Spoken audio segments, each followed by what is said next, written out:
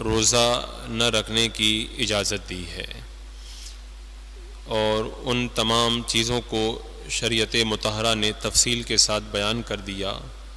کہ اگر اس طرح کا عذر کسی کے اندر پایا جائے تو وہ روزہ چھوڑ سکتا ہے۔ اب کچھ عذر وہ ہیں جن میں وقتی طور پر روزہ چھوڑ کر بعد میں اس کی قضا کی جاتی ہے، اور ایسی بھی صورت ہے کہ مریض کبھی بھی روزہ زندگی میں نہیں رکھ سکتا، تو اس کے لیے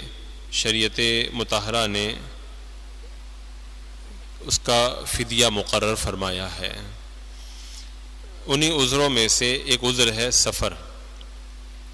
یعنی مسافر کو روزہ چھوڑنے کی اجازت ہے۔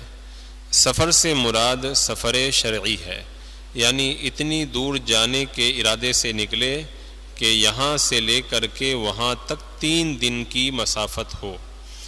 اب 3 دن کی مسافت یہ ٹرین وغیرہ کے اعتبار سے نہیں ہے، آج کل کے حساب سے اگر دیکھا جائے تو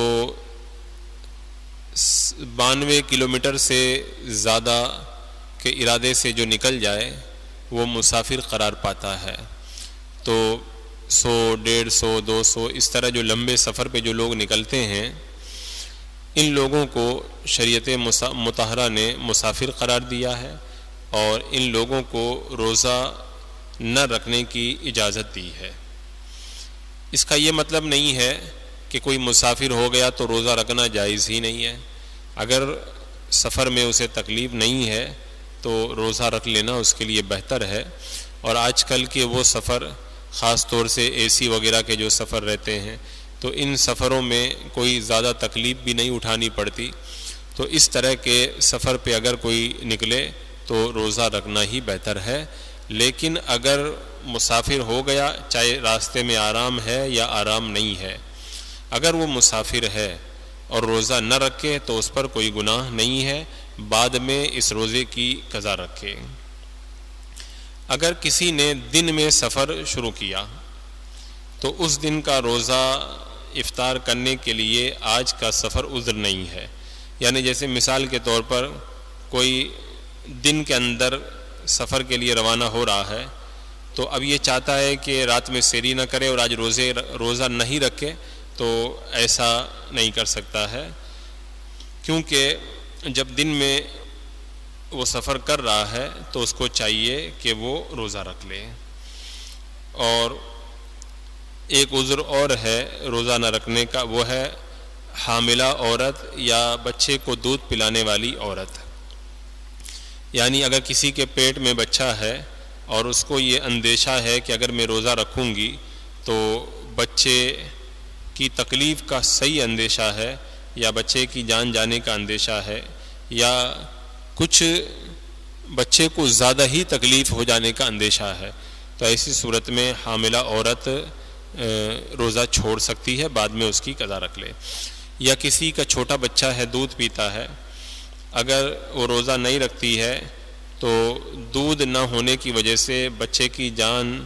جانے کا اندیشہ ہے، یا بچے کی صحیح طور پر تکلیف کا اندیشہ ہے، یا اور کوئی اسی طرح کا خدشہ ہے، تب پھر وہ روزہ چھوڑ سکتی ہے اور بعد میں اس روزے کی قضا رکھ لے۔ حمل کی حالت میں کچھ عورتیں یہ سمجھتی ہیں کہ روزہ رکھنا منع ہے، حالانکہ ایسا کچھ نہیں ہے۔ اگر عورت حاملہ ہے، اگرچہ 9 مہینہ پورا ہو گیا ہے، لیکن اگر اس کو تکلیف نہیں ہے، طاقت ہے روزہ رکھنے کی، تب اس کو چاہیے کہ روزہ رکھے۔ ہاں، جس کو اپنی جان یا بچے کے لیے کچھ اندیشہ ہو تو وہ روزہ چھوڑ سکتی ہے۔ ایسے ہی بیماری کی وجہ سے بھی روزہ چھوڑنے کی اجازت ہے۔ بیماری کی وجہ سے کا مطلب یہ نہیں ہے کہ معمولی بیماری، یعنی مریض کو بیماری بڑھ جانے یا دیر میں اچھا ہونے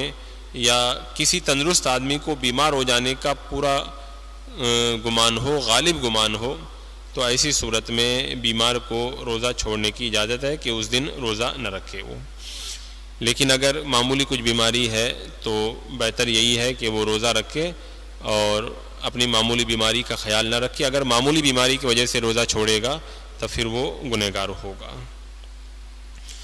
اور بیماری کے اندر روزہ چھوڑنے کی اجازت کے اندر یہ بھی ضروری ہے کہ بیماری سے تکلیف ہوتی ہے کہ نہیں اس شخص کو خود تجربہ ہو. یعنی وہ روزہ رکھ کے تجربہ کر کے دیکھا ہے کہ روزہ رکھتا ہے تو بیماری بڑھ جاتی ہے یا دیر سے اچھا ہوتا ہے, یا جب بھی وہ روزہ رکھتا ہے تو بہت زیادہ بیمار ہو جاتا ہے, پورا غالب گمان ہے, تو پھر وہ چھوڑ سکتا ہے. یا کسی مسلمان ڈاکٹر نے جو بڑا ماہر ہے اور فاسق نہیں ہے اس نے خبر دے دی, کسی تجربہ کار نے بتا دیا کہ اگر تم روزہ رکھو گے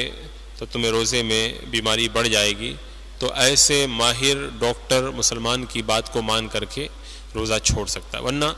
آج کل کے جو ڈاکٹر بات بات پہ روزہ چھوڑنے سے منع کرتے ہیں, صرف ان کی باتوں میں آ کر کے روزہ ہرگز نہ چھوڑا جائے. ہاں اگر اپنا ذاتی تجربہ پہلے سے ساتھ میں ہے اور ڈاکٹر بھی کہہ رہا ہے تب پھر روزہ ابھی نہ رکھنے کی اجازت ہے. اور اگر کوئی علامت بھی نہیں ہے, نہ پہلے سے کچھ تجربہ ہے, نہ کسی ماہر ڈاکٹر نے بتایا ہے, تو ایسے ہی صرف وہم و گمان کی بنیاد پر کہ روزہ رکھوں گا تو یہ ہو جائے گا وہ ہو جائے گا, صرف وہم و گمان کی بنیاد پر روزہ چھوڑنے کی اجازت نہیں ہے, روزہ ترک کرنے کی اجازت نہیں ہے. اور عورت کو جب حیض و نفاس آ گیا, روزے کی حالت میں تھی عورت, اور اس کو روزے کی حالت میں اگر ماواری آ گئی, ایم سی آ گئی, تو اس کا روزہ جاتا رہا. اب ایک مسئلہ یہ ہے کہ اگر عورت کو حیض کے ایام چل رہے تھے اور 10 دن پورے ہو کر کے عورت پاک ہو گئی, تو جیسے ہی عورت پاک ہوگی تو اس کو چاہیے کہ وہ صبح کے وقت میں اگر پاک ہو گئی ہے تو روزہ رکھے اس دن کا. لیکن اگر کوئی عورت 10 دن سے کم میں پاک ہوئی, ابھی اس کے ایام حیض 10 دن پورے نہیں ہوئے, تو اب دیکھا یہ جائے گا کہ اتنا تھوڑا سا وقت بچے نہانے کے بعد میں, اتنا تھوڑا سا وقت بچے تو پھر وہ روزہ رکھے. اور اگر نہانے کے بعد میں صبح چمک گئی تب پھر روزہ نہ رکھنے کی وجہ سے اس پر کوئی گناہ نہیں ہے اور وہ روزہ اس کا ہوگا بھی نہیں. تو اگر عورت 10 دن سے کم میں پاک ہو جائے اور ابھی اس نے غسل نہیں کیا ہے تو روزہ رکھ سکتی ہے اس صورت میں جبکہ طلوع فجر سے پہلے غسل کا وقت اس کو مل جائے. اور اسی طرح ایک مسئلہ اس میں یہ درپیش ہوتا ہے کہ اگر کوئی ناپاکی کی حالت میں ہے اور وہ روزہ رکھنا چاہتا ہے تو کیا سحری کھا سکتا ہے؟ تو حکم تو یہی ہے کہ پاکی حاصل کر لے. اگر عورت حیض سے پاک ہو گئی ہے تو غسل کر لے, یا کسی مرد وغیرہ کو غسل کی حاجت ہے تو وہ غسل کر لے. لیکن اگر وقت باقی ہے اور وہ اسی حالت میں اگر سحری وغیرہ کھا لے تو یہ اگرچہ مکروہ ہے لیکن روزہ ہو جائے گا. ہاں اگر وہ کلی وغیرہ کر لے تب پھر بلا کراہت وہ سحری وغیرہ کھا سکتا ہے. ایسے ہی حیض اور نفاس والی کو اختیار ہے کہ چھپ کر کے کھائے یا سامنے کھائے, لیکن بہتر یہ ہے کہ چھپ کر کے کھائے, سب کے سامنے کھانے سے پرہیز کرے. اور اگر کسی کو ایسی تکلیف ہو گئی روزے کی حالت میں کہ جان جانے کا اندیشہ ہے تو اس صورت میں اس کو روزہ توڑ دینے کی اجازت ہے. اور ابھی بتایا کہ یہ لوگ روزہ نہ رکھیں تو ان پہ کوئی گناہ نہیں ہے, تو ان لوگوں کو ان عذروں کی وجہ سے روزہ نہ رکھنے کی اجازت تو ہے, لیکن ان پر فرض ہے کہ ان روزوں کی قضا جو ہے وہ بعد میں رکھے. اور ایک بات یہ بھی یاد رکھی جائے کہ عذر جانے کے بعد میں دوسرا رمضان آنے سے پہلے روزے کی قضا کر لے. یعنی اس رمضان میں اگر کوئی روزہ نہیں رکھا ہے تو دوسرا رمضان آنے سے پہلے روزہ رکھ لے. حدیث پاک میں فرمایا گیا جس پر اگلے رمضان کی قضا باقی ہے اور وہ نہ رکھے اس کے اس رمضان کے روزے قبول نہیں ہوں گے. تو بہتر یہی ہے کہ اگر روزے پچھلے رمضان کے نہ رکھے ہوں تو جلدی رمضان آنے سے پہلے رکھ لیں، لیکن اگر کوئی پچھلے رمضان کے روزے باقی رکھ دیا اور دوسرا رمضان آ گیا تو اب پہلے اسی موجودہ رمضان کے روزے رکھنے پڑیں گے، قضا کے روزے ابھی نہیں رکھے گا، اب اس رمضان کے بعد ہی قضا کے روزے وہ رکھے گا۔ ابھی جیسا کہ بتایا کہ مسافر کو روزہ چھوڑنے کی اجازت ہے، تو خود اس مسافر کو اور اس کے ساتھ والوں کو اگر روزہ رکھنے میں تکلیف نہ ہو تب تو روزہ سفر میں رکھنا بہتر ہے، لیکن اگر اس کو تکلیف ہوتی ہے یا اس کے ساتھ والوں کو تکلیف ہوتی ہے تب پھر روزہ نہ رکھنا بہتر ہے۔ اور جن لوگوں کو روزہ نہ رکھنے کی اجازت ہے، یہ لوگ اگر انتقال کر گئے اسی عذر کی حالت میں اور ان کو اتنا موقع نہیں ملا کہ قضا کر لیتے، تو ان پر یہ واجب نہیں ہے کہ فدیہ کی وصیت کر جائیں۔ ہاں اگر رمضان کا مہینہ گزر گیا اور یہ لوگ ٹھیک ہو گئے، روزہ رکھنے کا ان لوگوں کو وقت مل گیا، اس کے باوجود بھی قضا کے روزے نہ رکھے تو اب ان پر وصیت کرنا واجب ہے کہ میرے اتنے روزے باقی رہ گئے ہیں، میرے اتنے روزوں کا فدیہ تم لوگ ادا کر دینا۔ اور اگر کوئی جان بوجھ کر کے روزہ نہیں رکھا تھا تب تو بدرجہ اولا وصیت کرنا واجب ہے۔ اگر وصیت نہیں کر کے گیا تو ولی نے اپنی طرف سے دے دیا تو یہ بھی جائز ہے، مگر ولی کو دینا، گھر والوں کو دینا ضروری نہیں ہے۔ ہاں وصیت کر جاتا تب پھر گھر والوں کو دینا ضروری ہو جاتا۔ اب اگر کسی نے روزہ نہیں رکھا ہے تو اس روزے کا فدیہ کتنا ہوگا؟ تو ہر روزے کا فدیہ صدقہ فطر کی مقدار ہے، یعنی 2 کلو 47 گرام گیہوں یا ان کا جو پیسہ آپ لوگ فطرے میں دیتے ہیں اتنا ہی پیسہ یا اتنا ہی گیہوں روزے کے فدیے کے اندر بھی دینا واجب ہے۔ تو اگر کوئی ایک روزہ نہ رکھے تو ایک روزے کے بدلے میں ایک فدیہ دے دے، جو رمضان کا فطرہ ہوتا ہے اتنا ہی۔ اگر کوئی معاذ اللہ پورے رمضان کے روزہ رکھنے کی اگر طاقت نہیں رکھتا ہے اور پورا رمضان اگر نہیں رکھا ہے تو پورے رمضان کے جتنے بھی روزے ہوتے ہیں 29 یا 30 اتنے دنوں کا اتنا ہی فطرہ وہ ادا کر دیں۔ اور اگر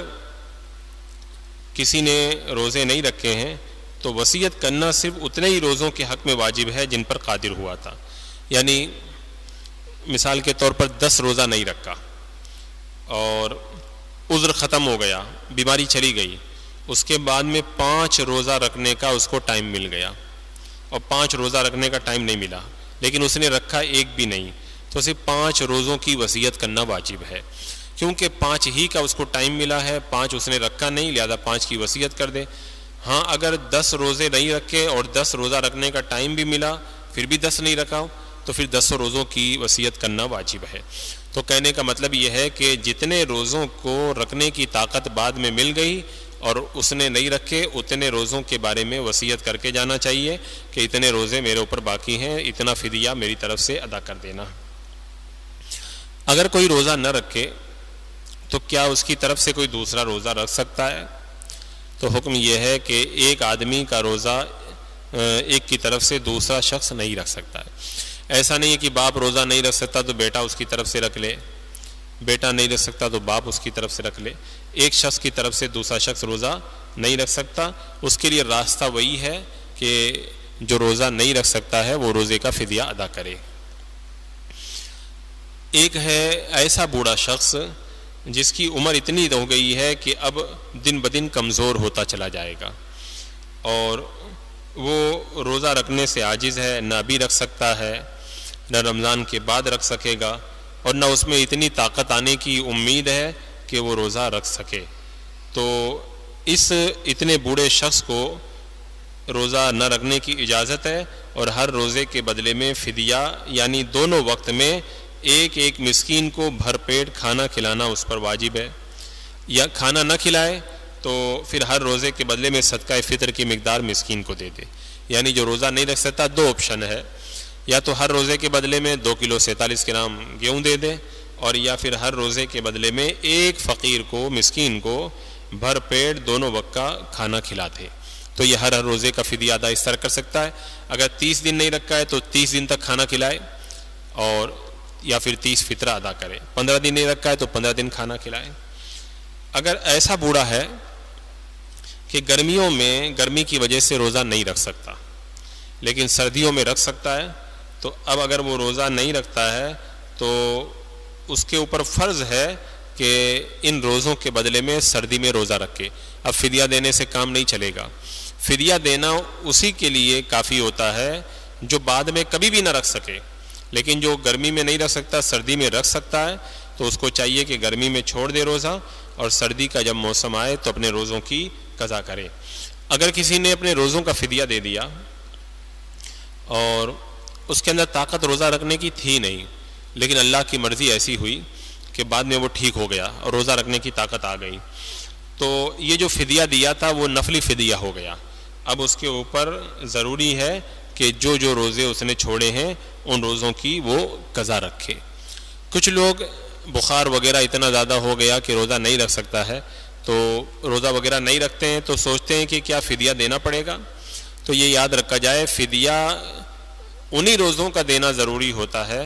جن کے اندر بعد میں کبھی طاقت آنے کی امید نہیں، روزہ بعد میں بھی نہیں رکھ سکتا۔ لیکن اگر کوئی بیمار ہو گیا ایک دو دن کے لیے رمضان میں اور رمضان کے بعد رکھ سکتا ہے تو وہ لوگ فدیہ نہیں دیں گے، ان لوگوں پر لازم ہے کہ بعد میں اپنے روزوں کی قضا رکھیں گے۔ فدیہ صرف وہی دے گا جو بعد میں بھی کبھی روزہ رکھنے کی طاقت نہیں رکھتا ہے۔ اب اگر کوئی پورا رمضان روزہ رکھنے کی طاقت نہیں رکھتا ہے، اتنا بوڑھا ہے، تو کیا روزانہ فدیہ دے یا پورے رمضان کا ایک ساتھ میں دے دے یا رمضان ختم ہونے کے بعد میں دے؟ تو حکم یہ ہے پورے رمضان کا ایک ساتھ میں فدیہ دینا چاہے تو دے سکتا ہے، چاہے شروع میں دے دے اور چاہے اخیر میں دے دے، اور یہ بھی کوئی ضروری نہیں ہے کہ جتنے فدیے ہوں اتنے ہی مسکین کو دیں۔ اگر ایک ہی مسکین کو کئی دنوں کا فدیہ اگر کوئی دینا چاہے تو دے سکتا ہے، اس کے اندر کوئی حرج نہیں ہے اور یہ بھی جائز ہے۔ ایسے ہی روزے کے حوالے سے پوچھا جاتا ہے کہ اگر کوئی حالت روزہ میں شدید بیمار ہے تو کیا وہ روزہ توڑ سکتا ہے؟ ہاں، اگر بیماری ایسی ہے کہ وہ برداشت کی طاقت نہیں رکھتا، جان جانے کا اندیشہ ہے یا بہت زیادہ تکلیف ہے اس کو، تو ایسی بیماری کی حالت میں روزہ توڑ دینے کی اجازت ہے، مگر یہ ہے کہ رمضان کا مہینہ گزرنے کے بعد میں جب بھی روزہ رکھنے کا موقع ملے تب اس روزے کی قضا رکھے۔ یوں ہی اگر کوئی عورت بچے کو دودھ پلاتی ہے تو کچھ عورتیں یہ سمجھتی ہیں کہ اگر بچے کو دودھ پلایا جائے تو روزہ ٹوٹ جاتا ہے، حالانکہ ایسا نہیں ہے۔ جیسے اور دنوں میں بچے کو دودھ پلانا جائز ہے، ایسے ہی اگر کوئی روزے کی حالت میں بچے کو عورت دودھ پلاتی ہے تو اس سے روزہ نہیں ٹوٹتا ہے۔ یا روزے کی حالت میں اگر کسی کو نکسیر پھوٹ گئی، ناک سے خون بہنے لگا، تو کچھ لوگ یہ سمجھتے ہیں کہ اس سے بھی روزہ ٹوٹ جاتا ہے، حالانکہ ایسا نہیں ہے۔ اگر نکسیر پھوٹ جائے، ناک سے اگر خون بہنے لگ جائے تو اس سے بھی روزہ نہیں ٹوٹتا ہے۔ روزے کی حالت میں کچھ لوگ کان وغیرہ کے اندر سلائی وغیرہ سے کان کو صاف کرتے ہیں، اور اس پر کچھ لوگ یہ کہتے ہیں کہ اس سے روزہ ٹوٹ جاتا ہے، کان میں سلائی وغیرہ نہیں ڈالنا چاہیے، تو ایسا نہیں ہے۔ اگر کسی نے روزے کی حالت میں سلائی وغیرہ سے کان کو صاف کیا تو اس سے روزہ، ان کا کان میں ڈال دینے سے روزہ نہیں ٹوٹتا ہے۔ اور کچھ عورتیں تو اپنی جہالت کی وجہ سے یہ سمجھتی ہیں کہ روزے کی حالت میں مہندی بھی نہیں لگا سکتے، اگر مہندی لگائیں گے تو اس سے بھی روزہ ٹوٹ جائے گا، یہ بھی غلط ہے، ایسا نہیں ہے۔ روزے کی حالت میں اگر کوئی مہندی وغیرہ لگائے تو اس سے روزہ نہیں ٹوٹتا ہے۔ اور ایک مسئلہ لوگوں میں غلط طریقے سے یہ بھی مشہور ہے کہ سحری کا وقت ختم ہونے سے پہلے کلی کر کے نیت کر لینا چاہیے،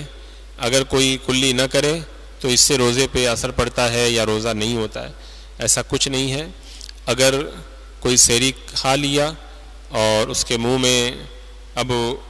اس کھانے کا کوئی اثر باقی نہیں ہے، اور اگر اس نے کلی نہیں کی اور روزہ شروع کر دیا تب بھی اس کا روزہ ہو جائے گا۔ ہاں، البتہ اتنا ضرور ہے کہ منہ میں اگر کھانے وغیرہ کے ذرات ہوں یا ایسا کچھ ہو تو کلی وغیرہ کر لینا چاہیے تاکہ وہ ذرات وغیرہ حلق کے نیچے نہ اترنے پائیں، بس یہ ہے۔ ورنہ صرف اتنی سی بات کہ اگر کوئی کلی نہیں کرے گا تو روزہ نہیں ہوگا، ایسا کچھ نہیں ہے۔ بغیر کلی کیے ہوئے بھی اگر کوئی عام حالات میں روزہ رکھ لے اور سحری کا وقت ختم ہونے سے پہلے کھانا بند کر دے تب بھی اس کا روزہ ہو جائے گا، اس کے روزے میں کوئی فرق نہیں پڑے گا۔ اور رمضان المبارک کے اس مقدس مہینے میں جہاں ہم دیگر عبادتیں کرتے ہیں وہیں پر ہمارا یہ فرض بنتا ہے کہ اس مقدس ماہ کے اندر ہم دیگر عبادتوں کے ساتھ میں زیادہ سے زیادہ دینی مسائل بھی سیکھیں اور دینی باتوں کو غور سے سنیں، تاکہ